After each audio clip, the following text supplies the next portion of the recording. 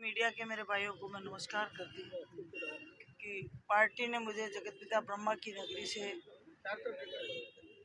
चौथी बार उम्मीदवार बनाया। मैं उस शीर्ष नेतृत्व की बहुत बहुत आभारी हूँ और उन्होंने पार्टी नेतृत्व में मुझे विश्वास व्यक्त किया। मैं सभी नेताओं का आभार व्यक्त करती हूँ। आज मैंने आप सब लोगों को इसलिए याद किया कि मैंने हमेशा जगतपिता ब्रह्मा की नगरी का और ग्रामीण क्षेत्र का हमेशा पूरे उस मनोयोग से ध्यान रखा और हमेशा 36 कौम और 36 वर्ग का ध्यान रखा, सभी जाति धर्म का ध्यान रखा और मैंने पुष्कर विधानसभा में ईमानदारी से कार्य करने का प्रयास किया।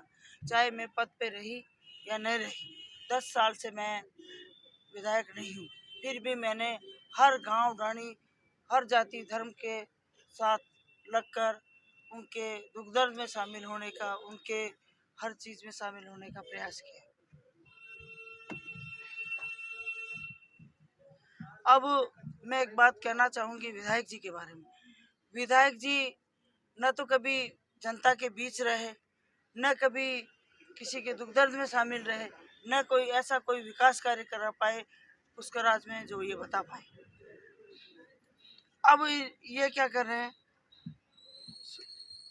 जातीय धर्म की भावना भड़काकर ये 22 लड़ाने का काम कर रहे हैं। और मैंने हमेशा सभी धर्मों का 36 कौम का सम्मान किया है। उसी के तहत मैं आप सबसे आज निवेदन करने आई हूँ। पिछले चुनाव में भी इन्होंने मेरी गाड़ियों के कांच फुड़वाए इनके आदमियों के द्वारा, तब मैंने किसी को बताया नहीं। कई बार भी इन्होंने पर्चे बांटे, तब भी हमने चलो कोई बात नहीं, पर मैंने कई बार की भी हाई कोर्ट में अभी तक केस चल रहा है इनके खिलाफ। और अभी फिर शुरू हो गए, जब ये न तो कहीं किसी गांव में गए, न किसी से मिले, न कोई विकास कार्य करा पाए, न जनता से पूरा संपर्क रखा, न संवाद रखा, न उनके दुख दर्द में शामिल रहे। तो अब क्या इतनी ओछी मानसिकता है कि कल परसों रात को हमारी गाड़ियों के पूरी 7-8 गाड़ियों के डंपर से चला दी गई, सारी गाड़ियां खत्म हो गई। ये तो अच्छा रहा, उस पुष्कराज की मेहरबानी, उस ऊपर वाले की दया रही कि किसी की जनहानि नहीं हुई। ये तो सीधा सीधा मेरा आरोप है कि हमें जानलेवा हमला हुआ है। अगर हम 5 मिनट पहले नहीं उतरते तो शायद हम ही उन्हीं गाड़ियों में होते, तो आज बहुत बड़ी दुर्घटना होती। ये लोकतंत्र के इतिहास की काला अध्याय है। और 25 साल हो गए मुझे राजनीति में, ऐसा दिन मैंने कभी नहीं देखा। मैंने हमेशा सबका सम्मान किया है, उस गांव ढाणी के मतदाता का, उस गांव ढाणी की जनता का हमेशा उनके साथ खड़े रहने का प्रयास किया है। अब वापस पर्चे चालू हो गए इनके, क्योंकि जब कुछ काम नहीं करता, जनता में विरोध होता है, गाँव में था। और आप उन गाड़ियों की दृश्य देख के आना तो आपको पता चल जाएगा। वैसे डराने का प्रयास, पर नसीम अख्तर डरेगी नहीं। नसीम अख्तर के पास 36 कौम और 36 वर्ग की जनता का आशीर्वाद है।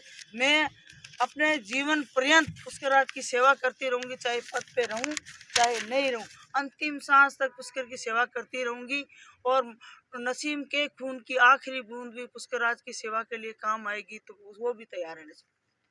और मैंने मैंने क्या काम गलत किया? मैंने तो पार्टी ने मुझे प्रत्याशी बनाया, मैं गांव गांव ढाणी ढाणी जाकर वोट मांग रही। क्या एक महिला पर ऐसा करना, पर्चे बांटना, उसके जाति धर्म के बारे में लिखना, पर्चे बांटना, उसके अलावा पहले कई बार पर्चे बांटे इन्होंने कि ये ब्रह्मा मंदिर तोड़ के मस्जिद बना देगी। ऐसा कुकृत्य करते हुए इनको शर्म नहीं आती। पुष्कर राज में ब्रह्मा जी स्थापित है, ब्रह्मा जी आदि अनादि काल से स्थापित है, वो स्थापित रहेंगे। कोई नहीं उस चीज़ को कर सकता। नसीम अख्तर तो खुद ब्रह्मा जी की नगरी में के अरण्य क्षेत्र में पैदा हुई है, तो पुष्कर के अरण्य क्षेत्र में पैदा हुई नसीम अख्तर हमेशा पुष्कर राज का सम्मान करती रहेगी। मेरा क्या दोष है? मैं एक महिला हूँ, मेरा क्या दोष है बताओ? मेरा क्या दोष है?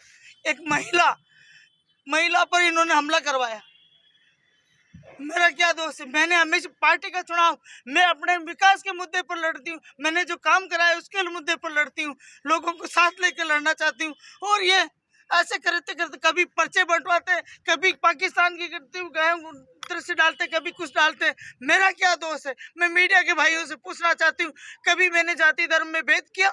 मैंने हमेशा 36 कौम को लोगों को साथ लेकर काम करने का प्रयास किया, और इन्होंने हमेशा मेरे साथ ऐसा, जब ये चुनाव हार की बौखलाहट दिखती है ना इनको, तब इस हथकंडे अपनाते। इनको विकास के नाम पर वोट नहीं चाहिए, मांगने चाहिए, अपनी पार्टी के नाम से वोट मांगने चाहिए। क्या किसी के कई बार ऐसे आरोप भी मैंने सहे, हाई कोर्ट में वो रिट चल रही है। इन्होंने नाचती हुई लड़कियों की तस्वीर में मेरी से तस्वीर लगा दी, और हमारी रेट लगाई। क्या इनकी माँ बहनों की रेट हम लगाने थे? वो चीजें मैंने सहन की है। अगर कोई महिला होती ना, नसीम अख्तर को एक ऐसा कोई भी आरोप लगा दे तो नसीम ने तो राजनीति संन्यास ले लेगी, पर एक महिला पर ये इतने गलत तरीके से जो कर रहे हैं ना, जनता भी सहन नहीं करेगी। तो जनता से अपील करना चाहूंगी, नसीम अख्तर आप सबके साथ खड़ी है। 36 कौम और 36 वर्ग का हमेशा सम्मान करती आई है। उसी सम्मान के नाते कांग्रेस पार्टी ने उम्मीदवार बनाया, और मैं आप सबसे अपील करना चाहूंगी कि हमने जो विकास कार्य कराए, उन विकास कार्यों पर वोट डालो।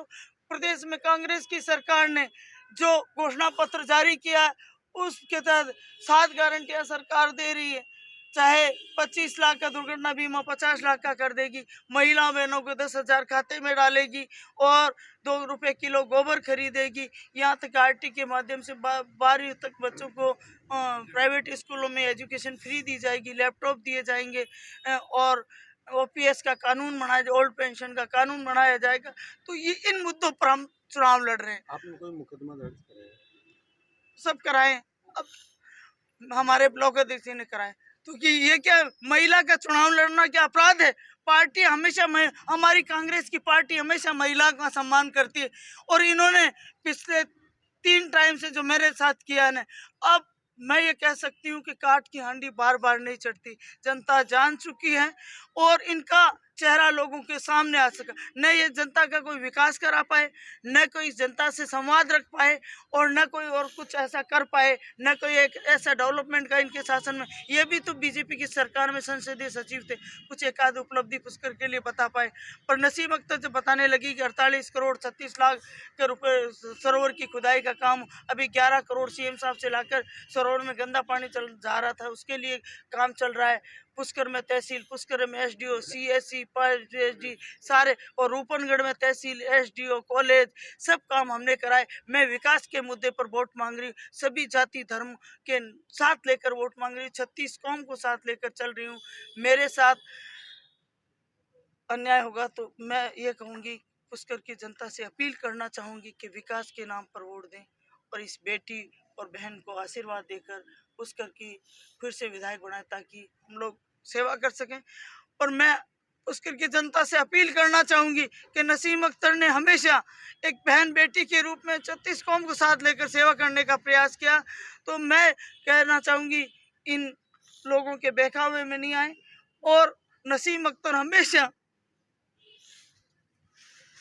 मैडम एक चीज बताएं कि पिछली बार सोशल मीडिया में जो कुछ हुआ था, और इस बार भी आपको जैसे कि आशंका लग रही है। आशंका नहीं कर रहे हैं भाई। तो नहीं, आप सुनिए कि आप आचार चुनाव आयोग को या किसी प्रशासनिक बॉडी को आप कोई शिकायत की है? आज मैंने आप लोगों को बुलाया। लोकतंत्र मीडिया का लोकतंत्र का चौथा स्तंभ है मीडिया। मैं आपसे भी अपील करना चाहूंगी कि आप लोग भी जो सच है उसका साथ दें। और मुकदमा हमने करवा दिया, कल मुकदमा भी करा दिया। आज मैंने पहले आपको बुलाया, हम चुनाव आयोग में जाएंगे, जिला निर्वाचन अधिकारी कलेक्टर महोदय से भी मैं खुद व्यक्तिगत रूप से मिलकर अपनी शिकायत दर्ज कराऊंगी, और मेरे वकील साहब ने एसडीएम साहब को ये पर्चे देके कल परसों शिकायत दर्ज करा दी। अब मैं इनको बेनकाब करूंगी। मैं गांव ढाणी जाकर अपील कर रही हूँ, ये झूठे पर्चे बांट रहे हैं, इन पे सावधान रहें, ये जाति धर्म के नाम पर लड़ा रहे हैं। नसीम अख्तर तो कई 36 कौम के आस्था स्थलों को, धार्मिक स्थलों का सम्मान करती है। नसीम अख्तर तो टिकट मिलने से पहले जगत पिता ब्रह्मा की नगरी तीर्थ ब्रह्मा जी का आशीर्वाद लिया, तेजा जी का आशीर्वाद लिया, देवनारायण मंदिर भी गई, गरीब नवाज के भी गई। मैं